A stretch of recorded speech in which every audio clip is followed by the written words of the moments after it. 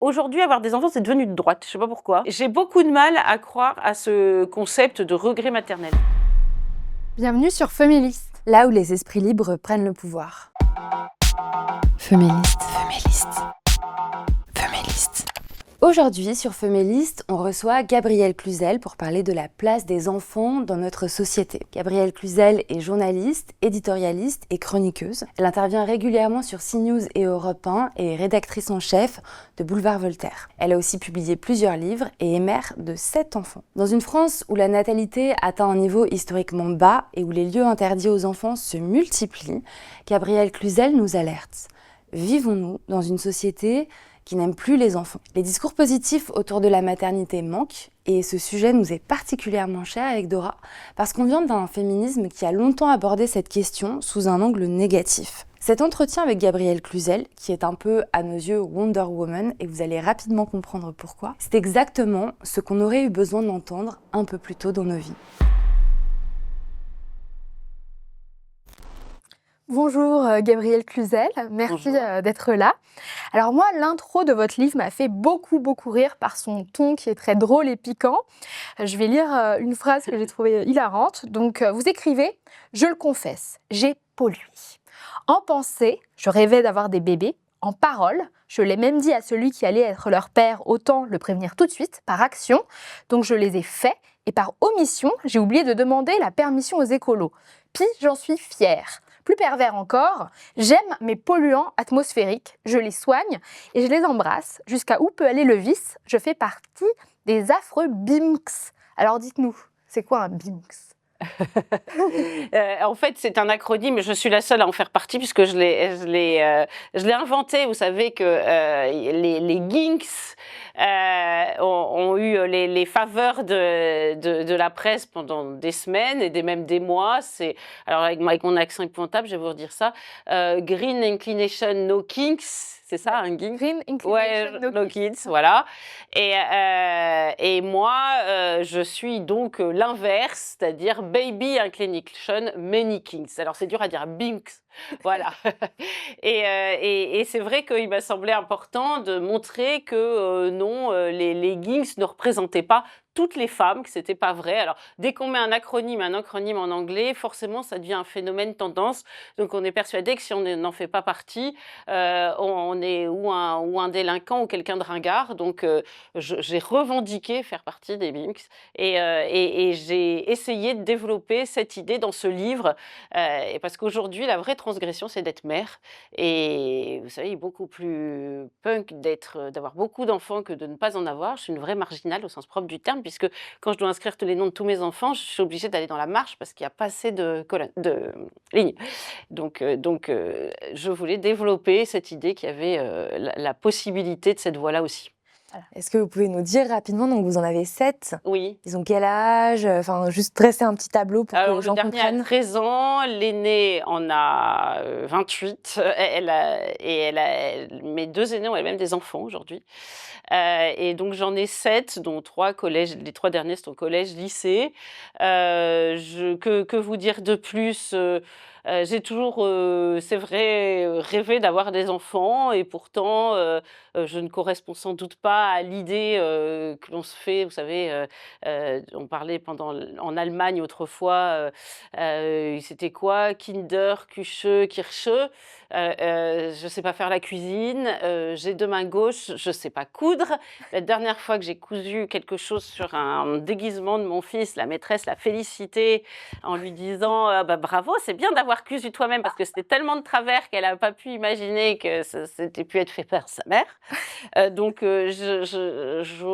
j'aime beaucoup lire, travailler. Ça ne m'a pas changé, vous savez, parce que j'aime pas qu'on dise ça, que les gens disent mais qu'est-ce qui vous a changé quand vous êtes devenue mère? Je me suis pas dissoute dans la maternité. J'aime toujours voir du monde, j'aime toujours sortir, boire des apéros, lire des bouquins, mais c'est vrai que ça m'a donné une dimension supplémentaire, ça c'est évident. Alors justement, vous avez un parcours même, enfin, une carrière assez impressionnante et vous travaillez énormément, on en parlait un peu en off, donc vous êtes sur CNews, vous faites régulièrement des chroniques et puis vous travaillez comme journaliste chez Boulevard Voltaire. Euh, Moi j'ai l'impression, parce qu'on a reçu d'autres femmes, justement des femmes extrêmement performantes comme Laurence Trochu qui a aussi beaucoup d'enfants, moi j'ai l'impression que plus on a d'enfants, plus on est comme performante dans le travail aussi. Enfin, j'ai l'impression que vous faites partie d'un type de femme qui arrive à tout. Oui, alors ça fait partie du reste des clichés développés, ambiants, c'est-à-dire que quand on est mère, on serait recluse chez soi et il ne serait plus possible de faire autre chose. À mon avis, c'est tout le contraire, parce que ça développe des qualités d'organisation, ça c'est évident, vous apprenez à optimiser votre temps de façon incroyable, à gérer votre stress, à faire les choses rapidement, à devoir vous configurer, parce qu'il n'y a rien qui vous remet en cause, autant en cause qu'un enfant. Enfin, moi, il m'est arrivé de me retrouver sur un plateau de CNews et de recevoir un message, ben, un tel est tombé, mais c'est pas grave, je vais l'emmener faire des points à l'hôpital. Là, c'est un de mes aînés qui me disait cela, et donc je me disais, oh là, je reconfigure toute ma soirée. Donc c'est vrai que la journée d'une mère est une espèce de petite course contre la montre, entre guillemets, qui apprend à, comment dire, gérer ses capacités de façon optimale. D'ailleurs, au début de ma carrière, j'ai travaillé dans un cabinet de recrutement, j'avais pas d'enfant, et je me souviens très bien que le patron de ce cabinet de recrutement, qui s'appelait Michael Page, c'était comment dire, la partie française de ce cabinet, avait écrit un guide et il disait: mais moi j'aime bien recruter des mères de famille parce qu'elles ont appris à s'organiser. Voilà. D'accord, donc c'est complètement à contre-courant de ce qui... Voilà, parce qu'il y a beaucoup de femmes qui disent qu'après la maternité, elles ont du mal à trouver un emploi, justement, lorsque finalement, on pourrait considérer que ce sont des qualités immenses et que justement, on devrait embaucher, comme vous dites, plutôt les mères de Oui, mais famille. je vous dis, il y a cette idée et qui est développée depuis des années, sans doute depuis, je sais pas, Simone de Beauvoir, enfin vraiment ces balbutiements du féminisme, et ça n'a jamais été démonté depuis lors, que l'enfant aliénerait la femme, notamment en l'empêchant de travailler, et sachant que le travail est le moyen de la désaliéner.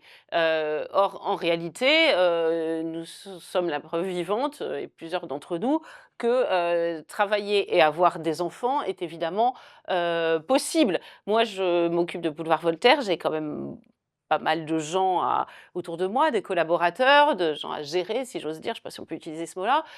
Eh bien, c'est vrai que même dans la psychologie humaine, cela me sert beaucoup d'être mère. Vous savez, la maternité, ça rend humble. Et ça, c'est un principe premier.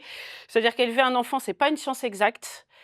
Vous vous adaptez à lui, vous vous rendez compte que vos grands principes, c'est pas toujours des théories qui s'appliquent dans les faits. Donc, vous vous dites, en réalité, ben, la patte humaine, je peux pas asséner des choses d'une façon péremptoire. Donc, là aussi, pour la gestion humaine, pour des cadres, moi, la maternité m'a beaucoup aidée. J'avais beaucoup d'idées préconçues, et j'avoue qu'elles ont sauté au fil du temps, je dirais même entre les premiers et les derniers. Les premiers, vous êtes persuadés que vous allez faire Mozart doublé d'Einstein,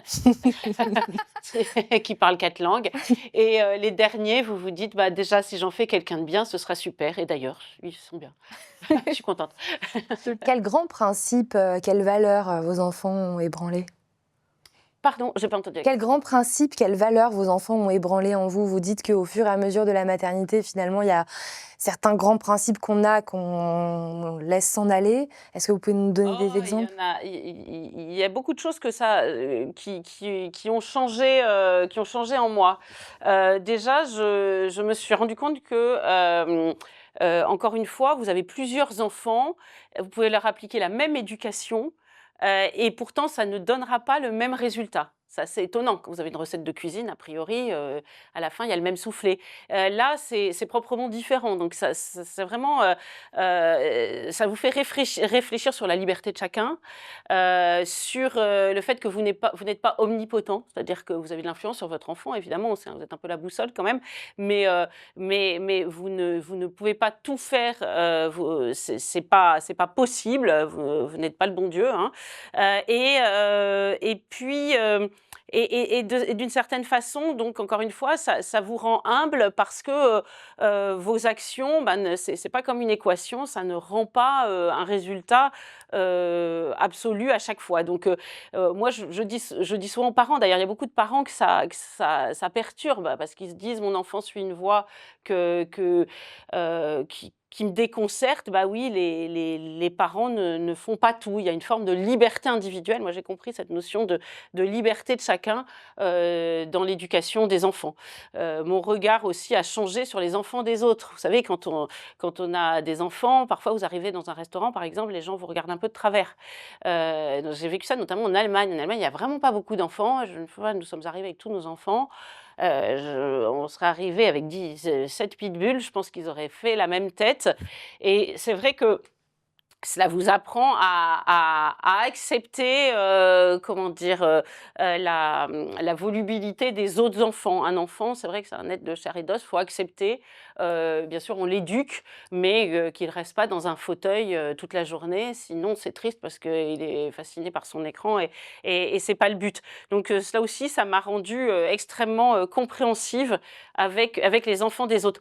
Parce que ce qui me frappe, c'est que la société française est devenue comme une grand-mère. Vous voyez, c'est normal d'ailleurs, une société, elle est composée d'individus, donc elle se comporte comme un individu. Vous savez, les grands-parents, quand ils n'ont plus d'enfants à la maison, ils ne supportent plus le bruit parfois. C'est difficile pour eux de voir arriver leurs petits-enfants, il faut qu'ils se réhabituent. Quand ils étaient parents, ils avaient l'habitude d'avoir une perruque de Playmobil sous la moquette, de se prendre les pieds dans les Legos, d'avoir des verres dégoûtants partout et des miettes sous la table. Mais quand vous avez perdu cette habitude-là, c'est compliqué. Quand votre maison ressemble à une revue de déco, vous avez du mal à laisser un enfant faire irruption chez vous. La société française est devenue ainsi. C'est-à-dire qu'on voit se développer beaucoup d'endroits finalement implicitement ou non no kids. Il y a vraiment d'ailleurs des lieux de vacances qui le sont de fait, parce qu'on ne supporte plus la turbulence des enfants. Alors je fais la différence avec un enfant extrêmement mal élevé et qu'on a laissé à volo, et le naturel d'un petit enfant qui court derrière une balle, qui fait du bruit en allant se baigner, etc., etc. Ça, aujourd'hui, la société ne le tolère plus, et c'est un petit cercle vicieux parce que comme elle n'élève pas les enfants, comme on refuse d'élever les enfants, ou comme on ne sait plus les élever, on a oublié qu'il fallait un tuteur, ou on n'a pas voulu le mettre pour des raisons idéologiques parce que interdit d'interdire, forcément, les enfants sont un petit peu plus insupportables sans doute qu'avant. Moi, mes enfants, il m'arrive de leur dire de se taire à table parce que leurs grands-parents ont des choses potentiellement plus intéressantes à dire que le pipi-popo des petits derniers, j'en sais rien, hein, mais voilà, et je leur dis gentiment et tranquillement, mais c'est possible, c'est pas une violence faite aux enfants, voilà. Et comme on a oublié ce qu'était un tuteur, hein, je crois que c'est Caroline Goldman qui développait, la psychologue, cette idée, mais il y en a d'autres, les enfants sont devenus un peu insupportables parfois, et donc on ne les supporte pas, et donc on dit qu'il ne faut pas en avoir. Vous voyez, c'est vraiment assez vicieux comme démarche intellectuelle. Donc vous êtes assez critique de ce qu'on appelle l'éducation dite positive. Oui, alors moi, on appelle ça l'éducation bienveillante aussi. Moi, je trouve au contraire qu'il est malveillant de laisser un enfant partir à volo. Hein, encore une fois, c'est comme une jeune plante, il a besoin d'un tuteur. Donc laisser un enfant sans limite, pour moi, c'est pas de l'éducation bienveillante. Évidemment, personne ne veut être violent avec son enfant, le détruire ou lui faire du mal, enfin la plupart des gens. Mais la bienveillance, c'est au contraire de lui monter un cadre. Et c'est vrai que cette idée qu'il ne faudrait mettre aucun cadre aux enfants conduit à l'idée qu'à la fin, on n'a plus envie d'en avoir parce que très objectivement, ils deviennent compliqués à vivre. On le voit avec la violence partout dans les écoles. Il y a un sujet d'éducation et qui ne devrait pas être. Dans votre livre, vous écrivez que dissuader les jeunes filles de devenir mères, c'est une maltraitance. Pourquoi ? Parce qu'en réalité, quand vous êtes jeune fille, vous ne savez pas ce qu'est la maternité et l'on vous dit, ne va pas dans cette voie-là, parce que, économiquement, ça va être un désastre, écologiquement, ça va être un désastre, professionnellement, ça on l'a dit, ça va être un désastre, physiquement, tu vas t'abîmer, hein. Moi, je dis souvent, je sais pas, en Allemagne, Angela Merkel, elle a pas eu d'enfant, Ursula von der Leyen en a eu 7. Je peux pas dire qu'il y en ait eu qu'Angela soit tellement plus sexy qu'Ursula von der Leyen. Bon, donc, vous voyez, et pour chaque argument, on peut développer un contre-argument. Mais on développe cette idée et donc les femmes font l'objet presque d'une castration psychologique. Elles se convainquent que c'est pas bon pour elles. On leur dit que c'est le patriarcat aussi alors ça, je crois que c'est le cliché le plus fou. Que c'est le patriarcat qui les pousserait à avoir des enfants ou une société patriarcale, quand inversement le féminisme les pousserait à ne pas en avoir, une bonne condition féminine les enjoindrait à ne pas en avoir. Mais en réalité, dans les faits, dans la vraie vie, il y a beaucoup de femmes qui n'ont pas d'enfants ou pas le nombre d'enfants qu'elles souhaiteraient parce que leur compagnon n'en veut pas. Parce que, vous savez, j'essaie de le développer un petit peu dans mon livre. Un enfant, c'est vrai que un tout petit enfant, ça bouleverse au début, ça bouleverse sur tous les plans. Et je le dis, quand un enfant vient de naître, c'est un peu l'épée entre Tristan et Iseult. Hein. Quand un enfant pleure, la femme, elle n'est plus dans un état d'esprit, au moins quelques semaines, quelques mois, autant si Sex and Son, si j'ose dire, qu'avant. Donc il y a beaucoup d'hommes qui disent, bah écoute, non, moi je préférais qu'on s'arrête à 1, ou qu'on n'en ait pas du tout, ou qu'on en ait 2, mais pas plus, parce que j'ai envie d'avoir une compagne libre, sympa, qui aime danser, qu'on n'ait pas ces petits boulets tout le temps derrière nous. Voilà, en oubliant que les boulets grandissent et qu'à la fin, c'est plus du tout des boulets, et c'est même eux qui vous soutiennent. Moi, j'ai une amie que j'avais peur de blesser en écrivant ce livre, parce qu'elle n'a pas d'enfant. Et elle me dit au contraire, ah ben non, vas-y, fonce, parce que moi, je commence à en avoir ras-le-bol de ces femmes qui considèrent que les enfants sont une tuile. Hein. Et elle me dit, je me sens comme un biafré souffrant de famine face à quelqu'un qui tord le nez devant un restaurant Michelin, parce que on m'a dit mon corps, mon choix. En fait, mon compagnon qui avait déjà des enfants d'une première union n'en voulait pas. Donc en fait, ça a été mon corps, son choix. Et quand je me suis séparée de lui, bah, j'étais trop âgée pour en avoir et ça a été mon corps, non choix. Et je me suis dit, mais ça m'a décomplexée déjà. Ça fait partie de ces témoignages qui m'ont un peu poussée à écrire ce livre. Et vraiment, ça s'inscrit en faux. Enfin, ça détruit cet argument selon lequel la femme serait libérée en n'ayant pas d'enfants et l'homme pousserait la femme au contraire à avoir des enfants. Vous dites aussi dans votre livre que la fécondité des femmes est traitée comme une maladie chronique. Bah écoutez, c'est vrai. On apprend dès l'adolescence aux jeunes filles à se prémunir contre leur fécondité.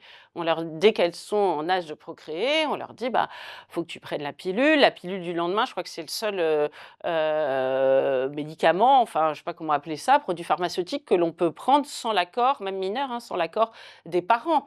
Donc c'est vraiment ça veut dire que dans l'esprit de la société, c'est vraiment extrêmement important que les jeunes filles, voire les petites filles à partir de 13 ans, se protègent de leur fécondité. C'est traité comme le diabète ou l'hypertension. C'est quand même assez délirant et ça engendre du reste plusieurs choses. La première, c'est une méfiance. Donc, c'est donc que votre fécondité, c'est un outil qui vous dessert. Hein. Personne n'a envie d'avoir du diabète ni de l'hypertension. Et votre fécondité, elle est contre vous et pas avec vous. Alors que c'est un élément constitutif de votre personne, en principe. Mais là, c'est un boulet, c'est un paquet qu'il vous faut laisser au bord de la route. Et en plus, une frustration, parce que le jour où vous arrêtez de la traiter, entre guillemets, et que ça ne fonctionne pas, bah, vous vous dites, bah quoi? Je comprends pas, c'est quoi cette histoire? On m'avait pas dit que c'était assez fragile en réalité, que c'était pas seulement une tuile, que c'était un don et un don assez fragile. Donc vous voyez, il y a un discours faussé, qui est servi aux femmes. moi, ce que je vois, c'est que c'est un vrai conditionnement. Vous savez, on dit, et ça c'est aussi, c'est le mantra féministe, les femmes sont conditionnées pour avoir des enfants. Mais non, non, c'est tout l'inverse.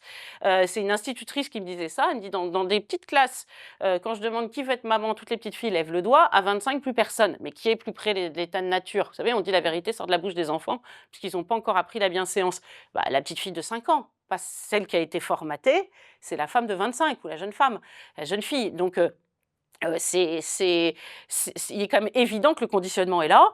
Et par ailleurs, moi j'ai été profondément choquée, je le dis, et c'est aussi un des éléments déclencheurs de ce livre, par ce témoignage de la jeune Artoise, 23 ans, je ne sais pas si vous vous souvenez, je crois que c'était sur Brut, qui disait: «Voilà, je me suis fait ligaturer les trompes».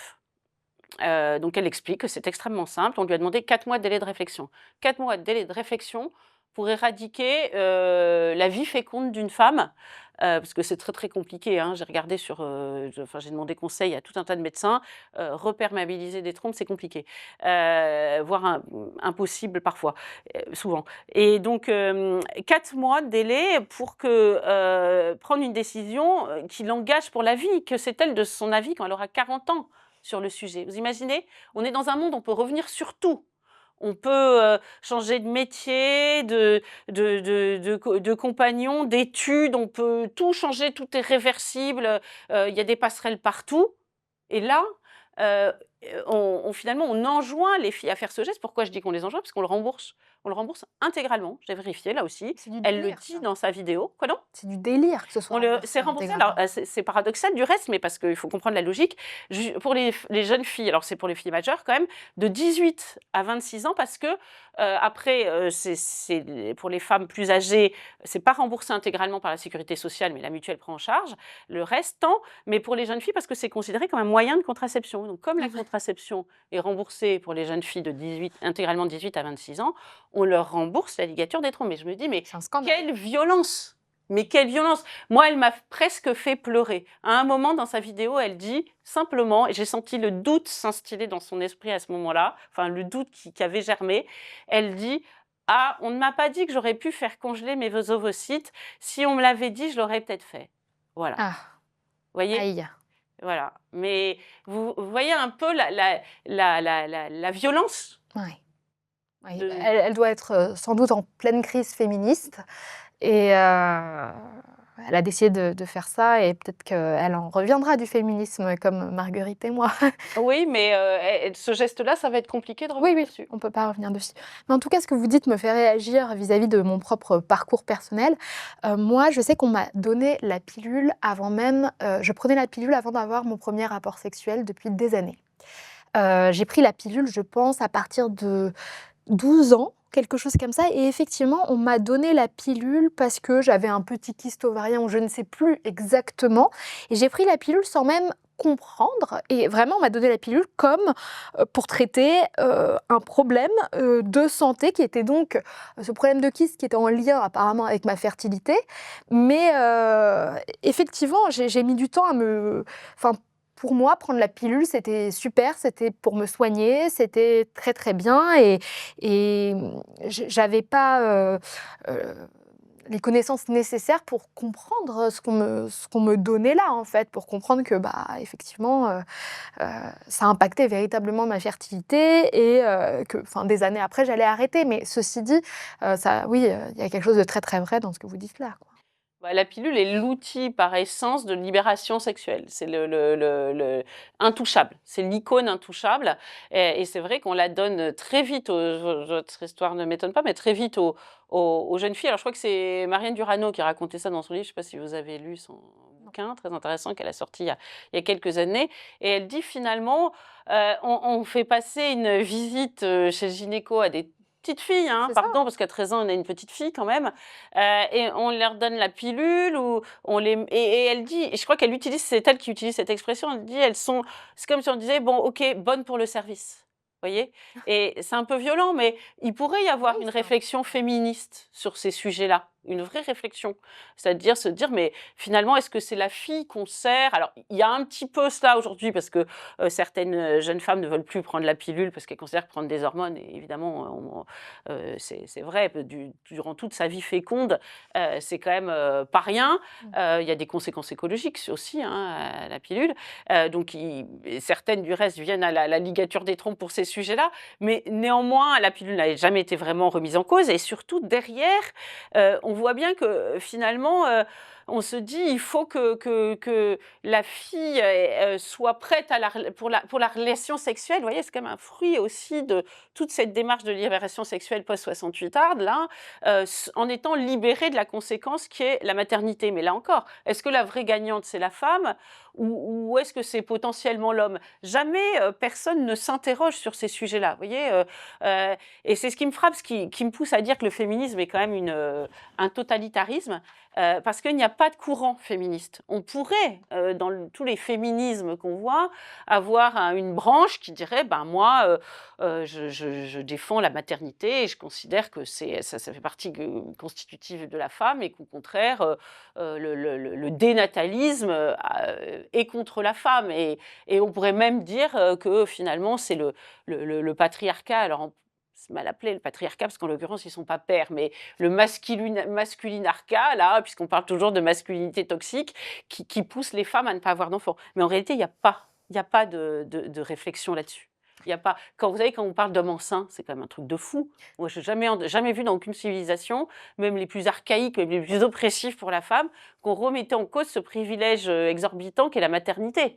Enfin, là, il y a quand même des mecs qui prétendent s'approprier, ou des gens se prétendent hommes, bon bref, s'approprier la maternité. Pareil, quand on voit un homme, vous savez, dans les cadres de GPA, sur un fauteuil, comme s'il venait d'accoucher avec son compagnon et que la femme a disparu, c'est un effet Mathilda. Vous connaissez l'effet Mathilda, je pense, vous savez. L'effet Vous Mathilde. connaissez pas l'effet Non. Mathilda? C'est un concept développé par beaucoup de féministes. Il y a beaucoup de scientifiques qui ont été accusés de cela. C'est-à-dire que c'est la femme qui travaille, voyez, et puis c'est l'homme qui en tire les fruits, qui reçoit le prix Nobel. Bon, voilà. Ben là, l'accouchement, on appelle ça une salle de travail. Qui a travaillé? C'est la femme.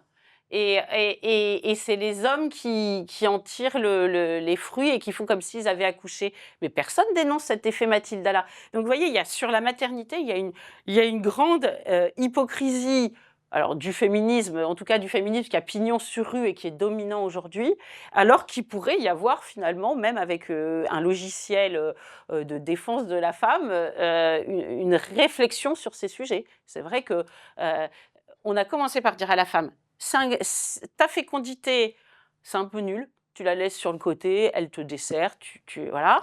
Et vous savez, c'est comme quand on n'a plus sur soi ces papiers-là, dans ses sous-vêtements, un pickpocket les vole plus facilement. Bah là, c'est pareil, on a posé le colis à côté. Maintenant, les hommes se sont appropriés la maternité. Vous voyez, il pourrait y avoir une vraie démarche sur ces sujets. Et pourtant, c'était vraiment le champ symbolique qui n'appartenait qu'à la femme. Est-ce que vous pouvez nous parler de votre rencontre avec vos enfants?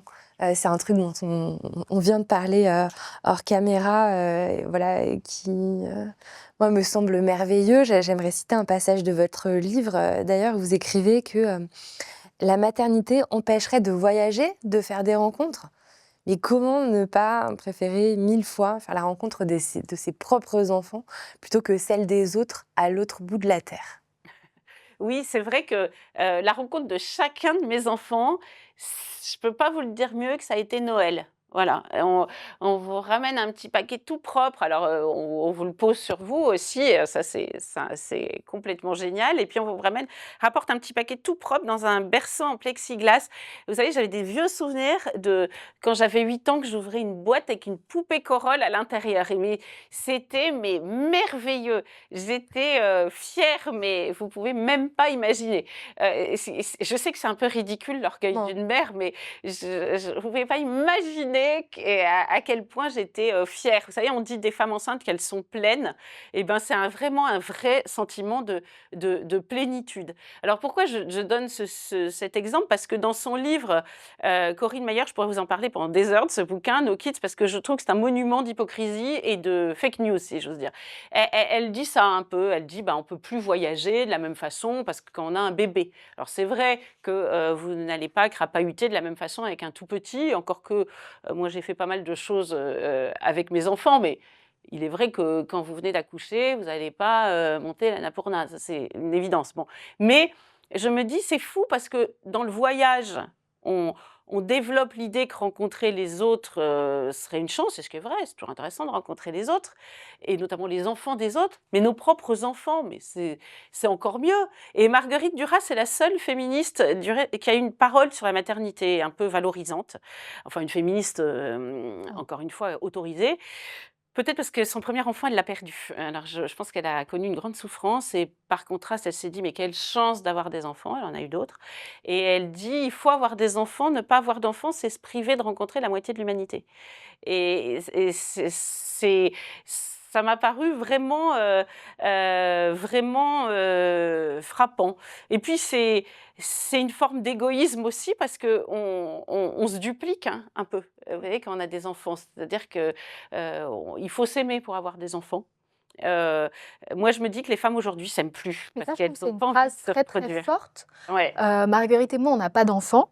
Et moi, souvent, je pense que si au bout du bout, j'en ai pas, c'est peut-être pour ça. Parce que je me dis que oh, peut-être mon gène, il est pas si top que ça. Peut-être qu'il vaut mieux pas refiler mes idées noires à quelqu'un. Enfin, il y a tout un tas de trucs qui font que est-ce que je mériterais de me dupliquer? Voilà, c'est vrai Oui, que... Ouais.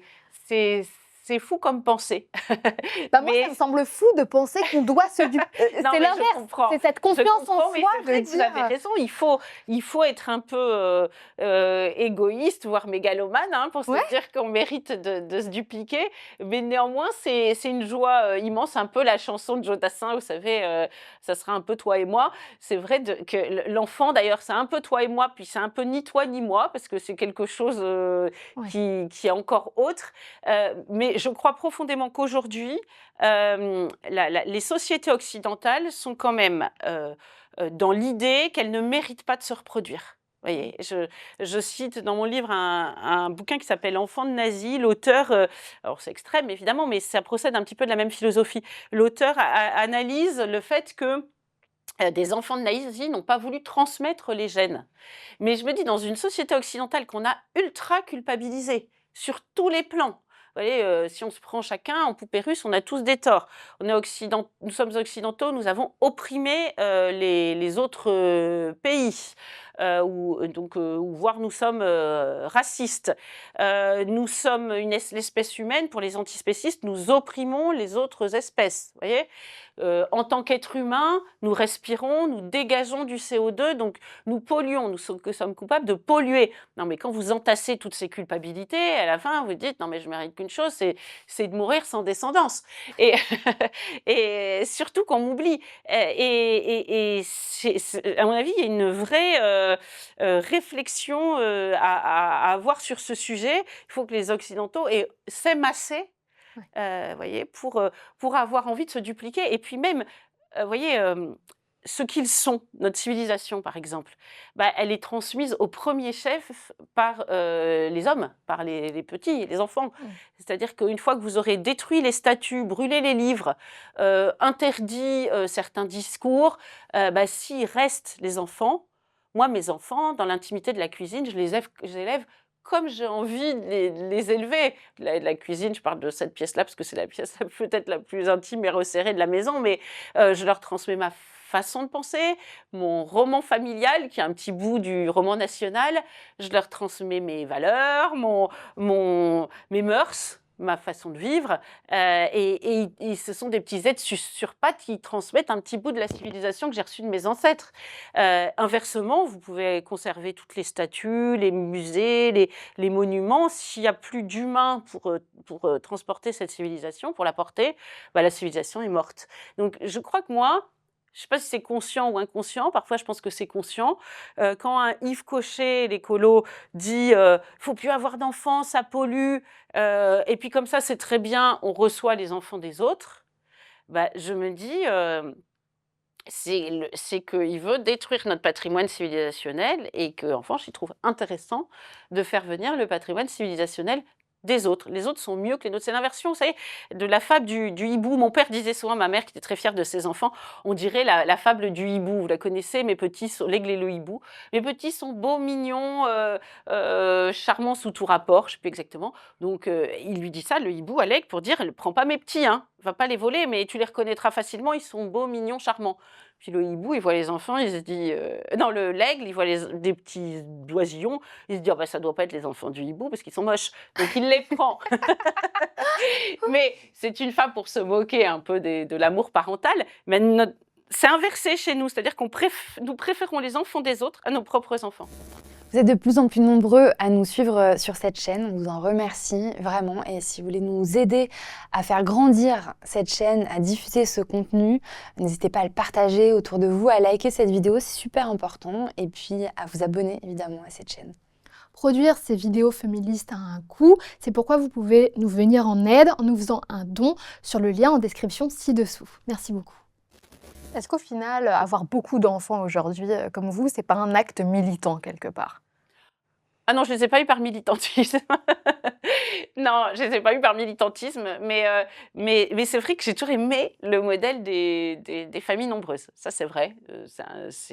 D'ailleurs, vous voyez, on parlait du patriarcat, c'est moi qui l'ai imposé un petit peu à mon mari, qui ne voulait pas dans l'absolu avoir autant d'enfants au départ. Maintenant, il est ravi. Et au moins me le dit-il. Alors comment Mais vous je avez crois qu'il l'est discuté vraiment. de ça? C'est-à-dire que dire je veux 6, 7 enfants à un mec, faut y aller quoi. Enfin, faut oser. Donc racontez-nous. Non, mais oui, c'est vrai que je lui disais que j'aimais beaucoup les familles nombreuses. J'ai toujours trouvé que c'était une force immense d'avoir une famille nombreuse. Nous étions 4, ce qui était déjà pas mal, mais j'ai côtoyé des familles très très nombreuses et je trouvais qu'elles formaient un clan avec une identité, des plaisanteries communes, elles se soutenaient quand on arrive dans une école qu'on connaît pas. Ben déjà, quand on est plusieurs frères et sœurs, c'est une force incroyable. Sur Instagram, vous pouvez voir, il y a un compte qui s'appelle Mèmes de famille nombreuse. Mais c'est tellement ça, donc vous avez une façon de vivre particulière et tout cela m'attirait. Et donc mon mari, alors au début, il m'a dit oui, non mais bien sûr, il s'est peut-être dit, oh, elle a le temps de changer d'avis, j'en sais rien. Finalement, c'est lui qui a changé d'avis. Et c'est pas du militantisme, mais c'est une fierté. Je reconnais que c'est une fierté. Et puis, les familles nombreuses se reconnaissent entre elles.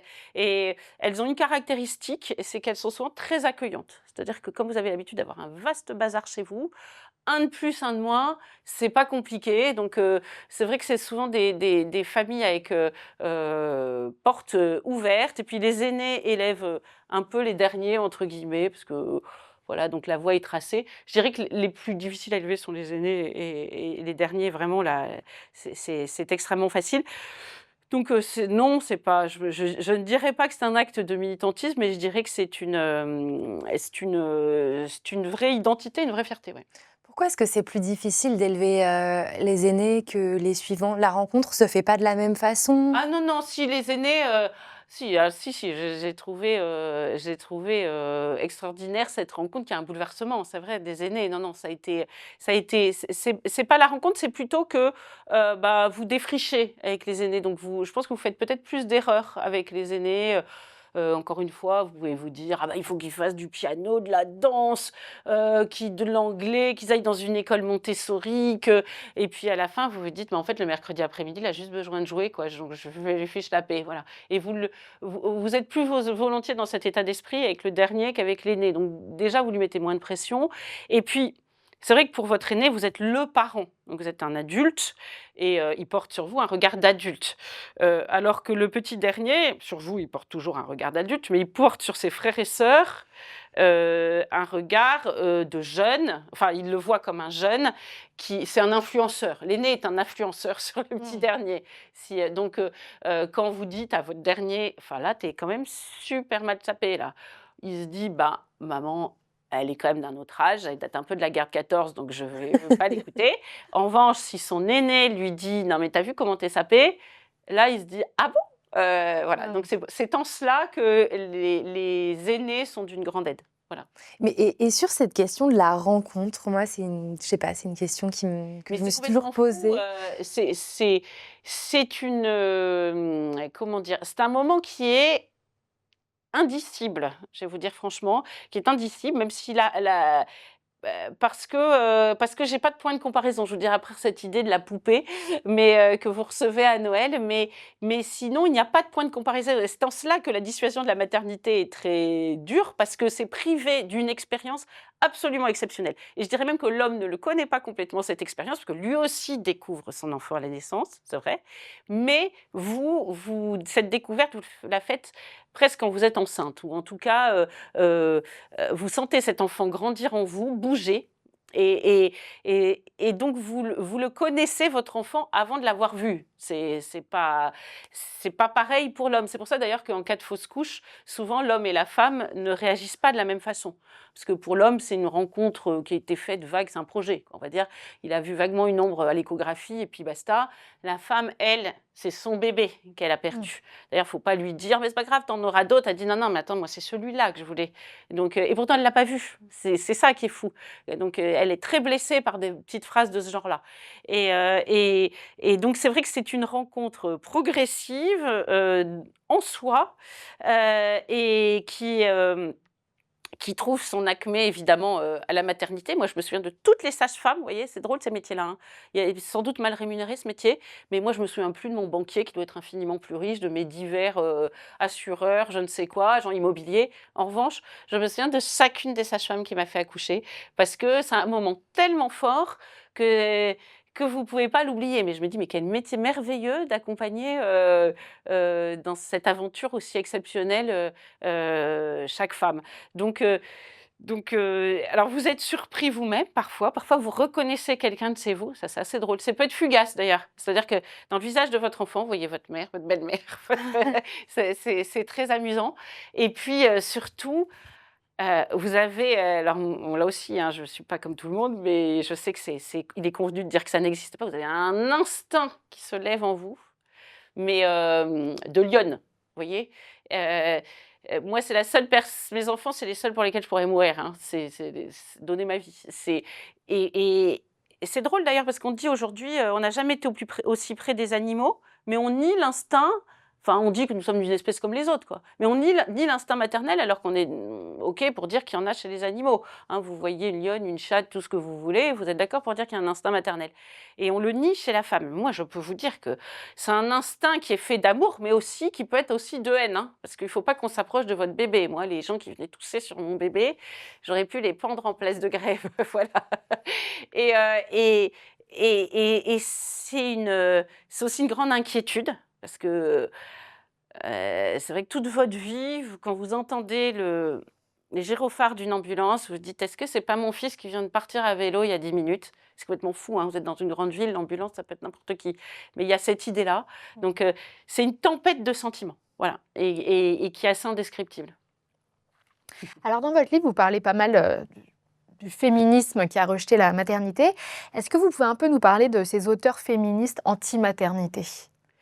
Eh bah, écoutez, bah, ça va encore une fois, je pense, Simone de Beauvoir à Corinne Mayer, hein. Alors il faut savoir qu'aujourd'hui, avoir des enfants, c'est devenu de droite, je sais pas pourquoi. C'est bizarre parce que Victor Hugo, qui avait une fibre très sociale, il a écrit les plus belles pages sur l'enfance, sur le bébé, la naissance, l'enfant qui arrive, Dans quel voilà. Alors ouvrage? quoi donc? Dans quel Bah, ouvrage? lorsque l'enfant paraît, le cercle de famille s'agrandit, vous savez tout ce qu'il a écrit sur sa fille aussi, Léopoldine? voilà, exactement lorsque l'enfant paraît, le cercle de famille s'agrandit et tout le monde, applaudit à grands cris. Je crois que c'est ça OK. enfin, il a écrit des pages absolument, infiniment touchantes sur sa fille Léopoldine quand elle débarquait, je me souviens de ce pli enfantin, enfin, je sais plus exactement les mots, mais c'est vraiment, extrêmement touchant. Hem Et puis, et autrefois, la gauche, oui, la femme de Maurice Thorez aussi, elle accusait même, c'est l'inverse, enfin la compagne, je crois qu'ils n'étaient pas mariés, la droite d'être néo-malthusianiste, parce que dans son esprit, c'était le bourgeois qui un peu, pour garder sa richesse, n'avait qu'un enfant, n'en voulait surtout pas d'autres, alors que les ouvriers, eux, ils avaient généreusement plein d'enfants. Du reste, c'est pas faux. On se souvient, pendant les guerres de 14, beaucoup de gens n'avaient qu'un enfant, ils l'ont perdu à la guerre, et ça a été compliqué ensuite. Et donc cette idée est devenue une idée de droite. Donc Simone de Beauvoir a fait sienne comment dire, cet axiome selon lequel l'enfant vous aliénez. C'est vrai. Alors je viens de lire, malheureusement j'ai oublié le titre, j'aurais dû le vérifier en arrivant. Vous savez, Le Mémoire d'une jeune fille dérangée. Vous l'avez jamais lu? Le premier tome de l'autobiographie de Simone de Beauvoir? Non, alors Mémoire d'une jeune fille rangée, c'est la biographie de Simone de Beauvoir, mais il y a une jeune femme qui a été sous son emprise, une de ses étudiantes. D'ailleurs, il y a un vrai sujet, si le mouvement MeToo était honnête, il s'en saisirait, parce qu'elle continue d'être une icône, alors que visiblement, elle apportait quand même de la chair fraîche à Jean-Paul Sartre. Hein, c'est ce que raconte cette jeune femme. Et elle raconte, cette jeune femme, donc ça s'appelle Mémoire d'une jeune fille dérangée, pour être en miroir de Mémoire d'une jeune fille rangée. Et elle raconte que Simone de Beauvoir avait une haine viscérale de l'enfant. Elle détestait les enfants. Et alors, je ne vais pas faire de la psychologie de comptoir, mais elle avait beaucoup de mépris pour sa propre mère. Ça, on le retrouve dans le livre Une mort si douce. Elle était, en revanche, très admirative de son père, qui d'ailleurs lui disait « Simone, tu as un cerveau d'homme pour dire qu'elle est intelligente ». Pour dire qu'elle était intelligente, c'est pas très flatteur, et pour les femmes. Et donc, elle détestait les enfants, et elle a conceptualisé ça. C'est ça qui est fou. Hein. Finalement, son histoire personnelle, elle l'a étendue à tout le féminisme. Elle a décrété que le féminisme était ainsi, que devait développer l'idée que l'enfant était une aliénation. Virginia Woolf aussi. On a, comment s'appelle-t-elle j'ai oublié son nom, celle qui a écrit Ainsi soit-elle. Benoît de Groult. Ouais. Alors elle avait des enfants, et elle disait être déchirée précisément entre ces injonctions féministes. Elle ne savait pas comment faire, alors qu'elle avait quand même des enfants. Elle avait l'impression d'avoir péché. Donc il y a cette idée, voilà. Oui, j'ai relevé des citations extrêmement troublantes. Elle dit, mais Virginia Woolf dit, je crois qu'il faut tuer la fée du foyer qui est en nous, mais moi j'ai des enfants et des petits-enfants. Enfin, on la sent prise dans un dilemme. Donc il y a vraiment un continuum jusqu'à toute une littérature aujourd'hui. Alors j'ai cité Corinne Mayer, que je trouve spécialement emblématique, parce que sur un ton humoristique, on pourrait trouver drôle les anecdotes qu'elle raconte. C'est vrai que quand on a un enfant tout petit, il arrive qu'on soit complètement femme au bord de la crise de nerfs, parce que voilà, comme les humoristes en parlent, mais elle le conceptualise comme si l'enfant restait toute sa vie à 18 mois et que vous étiez femme au bord de la crise de nerfs toute une vie. Voilà. Donc c'est vraiment une façon très pernicieuse de lutter contre la maternité, mais il y en a d'autres. Il y a quand même des livres sur le regret maternel. Là, on a quand même passé un cap. C'est-à-dire qu'il y a des femmes qui disent qu'elles regrettent d'être mères. Mais c'est sans doute vrai. Moi, j'y crois pas beaucoup. Ah bon? Je vais vous dire franchement, j'y crois pas beaucoup. Ouais. Pourquoi? D'ailleurs, souvent, quand elles disent cela, elles ont conscience de la violence de leurs propos, et elles rajoutent « mais j'aime mes enfants ». Mais elles sont obligées de dire ça. Ça se trouve, elles les aiment pas. Parce que c'est ultra violent. Vous vous rendez compte, on est dans un pays où on interdit la fessée parce que c'est violent, et on a des femmes qui disent à leurs enfants, les yeux dans les yeux, je regrette de t'avoir eu. Mais est-ce qu'on peut pas considérer que certaines femmes n'ont justement aucun instinct maternel, et qu'elles mettent des enfants, enfin voilà, qu'elles ont des enfants, mais que finalement ça le fait pas pour elles? Écoutez, moi je pense que non, je m'avance peut-être beaucoup, mais je pense, en tout cas, à l'instant T, peut-être qu'elles le pensent, peut-être qu'au moment où elles ont écrit ce texte, elles le pensent, mais je pense pas qu'au soir de leur vie, elles diraient la même chose. D'ailleurs, on le voit, on a beaucoup d'exemples. Il y a des femmes qui accouchent sous X et puis qui, 20 ans plus tard, se disent, parce qu'elles étaient angoissées, parce qu'à ce moment-là, elles se disaient, mais je ne suis pas capable d'attendre un enfant, parce que de l'élever. Et elles aimeraient en fait savoir ce qu'est devenu cet enfant. Et donc, j'ai beaucoup de mal à croire à ce concept de regret maternel. Je conçois qu'on puisse dire que des moments étaient très difficiles, étaient angoissants, que des femmes qui ont élevé seules leurs enfants en aient conçu beaucoup de souffrances à l'instant T. mais je ne crois pas à l'échelle d'une vie. Moi, je répète cette idée, il vaut mieux un enfant de plus qu'un enfant de moins. Du reste, je cite l'exemple dans mon livre de ma grand-mère, qui a eu un dernier, mon arrière-grand-mère, arrière-grand-mère, je crois, qui a eu un enfant à arrière-grand-mère, à 45 ans. Et à l'époque, il paraît que ça se faisait pas. Ah bon? Voilà, que c'était, je ne sais pas, enfin, c'est des histoires qu'on racontait dans la famille. Elle trouvait que c'était presque de mauvais goût d'avoir un enfant à 45 ans, à l'âge où sans doute ils étaient presque grand-mère. Elle avait eu ce petit dernier et elle avait pleuré en l'attendant parce que vraiment elle en voulait pas. Et il se trouve, il s'appelait Alexis et ce petit garçon, il est mort à 13 ans en tombant d'un petit muret. En fait, il allait à l'école, on lui disait monte pas sur ce muret. Et puis il est monté, comme il est tombé sur la tête, il n'a pas voulu le dire le soir. Et on pense, voilà, tous les médecins de la famille disent il est mort d'une hémorragie cérébrale, comme il l'a pas dit en plus. Et c'est un de ses camarades qui était avec lui qui a dit bah oui, il est tombé du mur, hein, etc. Et donc elle a beaucoup pleuré et elle a dit quand je pense que j'ai pleuré en l'attendant. Et il est resté cet axiome dans la famille qu'il vaut mieux toujours un enfant de plus qu'un enfant de moins. Mmh. D'accord. Vous dites, dans votre livre qu'on reste jeune plus longtemps quand on a des enfants, justement que les enfants ne nous font pas vieillir, que c'est tout l'inverse. Est-ce que vous pouvez un peu développer cette idée? Ah oui, les enfants vous gardent jeunes. Alors, pour plein de raisons. Déjà parce que quand vous avez, par exemple, un enfant tard, je le dis pour celles qui souhaiteraient avoir un enfant, tardivement, eh bien, vous avez l'âge de votre enfant. Donc vous vous retrouvez à la sortie de l'école avec, tout un tas de jeunes femmes, bah, vous avez un peu leur âge. Voilà, c'est évident et puis surtout vos enfants vous ancrent dans leur génération. Moi, il y a tout un tas de choses, que je ne saurais pas, si, je n'avais pas eu mes enfants pour me mettre au courant. Moi, j'ai habillé mes filles, maintenant c'est plutôt mes filles qui me donnent des conseils, vestimentaires. Il y a des artistes, ça m'aide beaucoup d'ailleurs dans mon métier de journaliste, tout un univers, mais c'est normal, qui est le leur, qui n'est pas le mien et auquel elles me familiarisent. Ils m'envoient des publications Instagram, et cetera. Donc je me demande d'ailleurs comment ceux qui n'ont pas d'enfants font pour rester, en lien avec, les jeunes générations parce que c'est pas évident. Faut se tenir au jus, alors que là, ça se fait naturellement autour de la table familiale et c'est vrai que, de ce point de vue, ça vous garde, extrêmement jeune. Est-ce que vous avez un avis concernant la position d'Emmanuel Macron et son discours sur la natalité? À un moment, il avait parlé de réarmement démographique.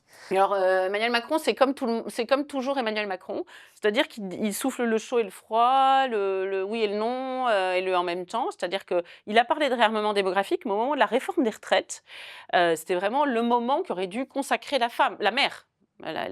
Et je dis la femme, mais j'ai pas tort, parce qu'une majorité de femmes sont mères aujourd'hui, et pourtant la dimension maternelle n'est jamais prise en considération. Et au moment de la réforme des retraites, un conseiller avait dit oui, c'est vrai, faudrait peut-être s'occuper des mères, parce que les mères, par définition, elles sont au cœur du réacteur de la réforme de la retraite par répartition, hein, puisque ce sont les générations à venir qui vont servir les retraites de ceux qui aujourd'hui travaillent. Et il dit, mais bon, c'est pas son genre de réduire les femmes à un ventre. Donc, vous voyez, c'est quand même très violent pour une mère. C'est-à-dire qu'une mère, si on parle d'elle, c'est que c'est qu'un ventre. La mère n'est qu'un ventre. Moi, je trouve quand même que c'est pas très flatteur. Et par ailleurs, en 2018, à une tribune, alors c'était sur la natalité en Afrique, mais peu importe, parce qu'il avait parlé finalement de façon assez générale, il avait dit « Montrez-moi une femme qui ait 7 ou 8 enfants, qui ait choisi d'avoir 7 ou 8 enfants, je crois, la phrase exacte, et qui soit éduquée. » Vous voyez? Donc, je me Très sens méprisant. Ah bah oui, voilà, mais je pense qu'il est le reflet de ce que pensent pas mal de En gens. fait, il n'y a qu'une idiote qui peut, Donc en fait, utérus et cerveau sont absolument inversement proportionnels, donc c'est quand même assez curieux. Et il avait reçu d'ailleurs des cartes postales du monde entier, notamment les américaines, parce qu'il ne faut pas trop les hein, voilà, les Calamity Jane, faut pas trop les agacer, où elle expliquait, mais pas seulement, en France aussi, hein, je me souviens que Chantal Delsol, qui a 6 enfants, avait protesté, en disant, bah, moi j'ai 7 enfants, 6 enfants, 5 enfants, et pourtant j'ai fait des études. Voilà, donc il a quand même, sur ces sujets, il parle de réarmement démographique, parce qu'il est une évidence que la démographie, c'est le destin. Mais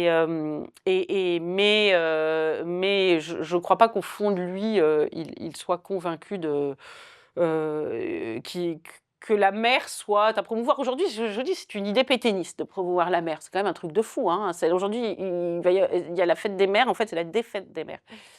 Et alors justement, mettre les mères sur un piédestal, ce serait quoi aujourd'hui? Une société qui met les mères, une France qui met les mères sur un piédestal?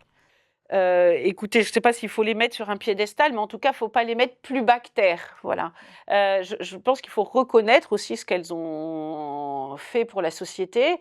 Ce qui se passe aujourd'hui, c'est que, comme on dit que la maternité aliène la femme, on considère que c'est presque un vice d'être mère, donc il ne faut pas l'encourager.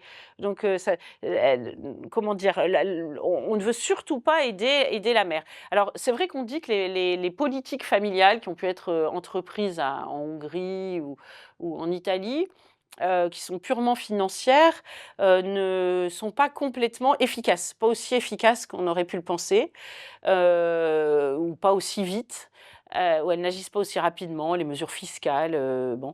Mais je pense néanmoins qu'elles sont nécessaires, pas seulement pour la somme d'argent qu'elles représentent, mais pour la reconnaissance. C'est-à-dire que c'est une forme de reconnaissance, de service rendu.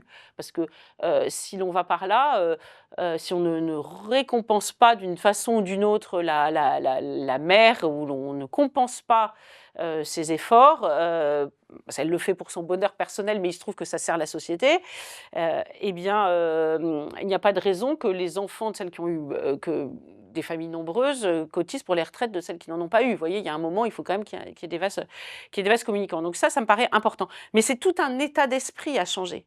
Vous voyez, mais qui peut se faire facilement et je pense que la société y serait perméable. Je vais vous donner un exemple précis. Le film... c'est quoi? Dieu, Sylvie Valtan, ma mère et moi, je crois, c'est ça. Je ne sais pas si vous l'avez vu. Et moi, j'ai trouvé que c'était une ode à la maternité et qui était extrêmement bien vue sur la douce folie maternelle, douce folie de l'amour maternel, voilà, qui est prête à soulever des montagnes. Oui, on peut raconter peut-être, c'est une mère je crois qu'elle a pas mal d'enfants, hein, oui, et c'est son donc 6e. Le petit dernier, voilà, a une malformation au niveau du pied, et en fait, elle se bat contre vents et marées pendant des années pour qu'il marche, alors qu'on lui dit non, ton fils va aller à l'école comme ça, avec une attelle. Donc, et en fait, voilà. Ça paraît complètement fou, en fait, les médecins, tout le monde lui dit, il y a même les services sociaux qui viennent et qui lui disent non, ça ne sera pas possible, et en fait... C'est possible ou pas? Et en fait, au final, c'est possible. Et puis cette mère semble vraiment animée par Ah oui, elle a une quelque chose de surnaturel. En fait. Elle est têtue, il y a rien qui l'arrête. Et j'ai trouvé ce film extrêmement touchant, avec ses défauts aussi, hein, parce que les mères ne sont pas à mettre dans une niche avec les mains jointes, hein, elles ont leurs défauts aussi. Mais j'ai trouvé ce film tout à fait intéressant dans la promotion de la maternité. Devant moi, je vais vous dire, au cinéma, il y avait une dame toute blanche, avec une petite tête toute blanche, vous savez, toute vieille, quoi, une vieille dame. Il y avait son fils, qui avait déjà des cheveux gris, donc il avait l'air quinquagénaire. Il avait amené sa mère au cinéma. Et quand est arrivé le générique, il lui a fait un baiser sur la joue. J'ai trouvé ça extrêmement touchant. Et du reste, pour aller sur ce sujet, au-delà des retraites, vous savez, je me demande comment se passeront les EHPAD quand il n'y aura plus d'enfants, parce qu'il faut se rendre compte qu'aujourd'hui, les enfants sont des supplétifs bénévoles du personnel soignant extrêmement important. Donc, avec une population vieillissante sans enfants, ça va être quand même très compliqué. Mais pour revenir sur le sujet, il y a ce film-là, il y a le film Le 6e enfant aussi, qui est sorti il y a 1 ou 2 ans, qui raconte les souffrances d'une jeune femme avocate qui n'a pas d'enfant, et au contraire, les difficultés rencontrées par une famille de gens du voyage avec une mère qui a son 6e enfant. Bon, elle trouve un arrangement. Et là aussi, il y a une promotion, entre guillemets, de la maternité, ou en tout cas une mise en avant qui est extrêmement touchante. C'est des films qui rencontrent à chaque fois un grand succès. Donc en réalité, les Français, de façon ordinaire, aiment ces histoires. Mais je crois qu'il faudrait changer le narratif, vous voyez, changer le narratif, oui. Est-ce que vous pensez qu'il faudrait un salaire pour les mères? Écoutez, peut-être oui. Ouais, c'est vrai que c'est des propositions qui ont été faites. Pourquoi c'est pas si idiot? C'est que quand vous gardez madame A garde les enfants de madame B, elle a un salaire d'assistante maternelle, enfin, je sais pas comment on appelle ça, oui, c'est ça, elle est rémunérée pour garder les enfants de sa voisine.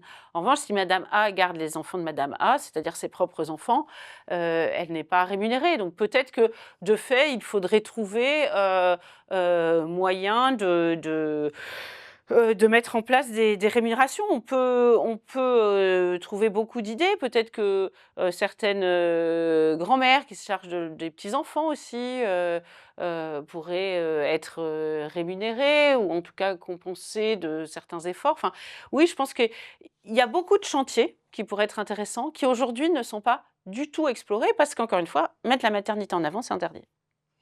Vous écrivez le célèbre Big Brother de George Orwell s'est transformé en Big Mother. Qu'est-ce que vous entendez par là? Bah, écoutez, tout le monde est mère aujourd'hui, c'est drôle d'ailleurs. C'est-à-dire qu'on n'a jamais autant détesté la mère, enfin dénigré, je veux dire, parce que tout le monde aime sa mère quand même, je pense, hein, sauf exception. Mais en réalité, tout le monde s'est un peu transformé en mère. Ça me frappe. C'est vrai que quand Emmanuel Macron, disait pendant le covid, «Mouchez-vous, lavez-vous les mains, mettez votre cache-nez», bon, c'était un peu, maternisant. Les juges sont des mères aujourd'hui pour les délinquants, les profs, on leur demande d'être des mères, tout le monde est un peu la mère de tout le monde. Alors si tout le monde est mère, personne n'est mère. Je crois qu'au contraire, la mère, c'est quelqu'un de particulier. Voilà, elle doit garder son statut particulier et tout le monde ne peut pas revendiquer ce statut. C'est un peu la même chose quand on a parlé de ministère des familles. Vous savez, au moment de François Hollande, d'ailleurs, c'était un déprivatif, ça des familles, ça détricotait la famille. Non, tout n'est pas famille. Une équipe de foot, c'est pas une famille. Un club de bridge, c'est pas une famille. Alors je sais qu'aujourd'hui, on n'aime pas la famille parce que c'est un lieu de transmission, d'autorité, de hiérarchie, d'identité, de tout ce que vous voulez, toutes ces valeurs réputées détestables aujourd'hui. Mais non, tout n'est pas famille et tout n'est pas la mère. Eh bien, Gabrielle Cluzel, merci infiniment. Merci à vous. On invite toutes les personnes qui nous écoutent, évidemment, à se procurer votre livre Yes Kids, qui est paru aux éditions Fayard, et puis à vous retrouver sur CNews et sur Boulevard Voltaire. Merci encore, c'était Merci à vraiment vous. passionnant et ça fait du bien, je vous le dis, en tant que féministe très exposée au discours anti-maternité, justement, d'avoir ce discours-là aujourd'hui. Merci. Merci Merci Marguerite. à vous.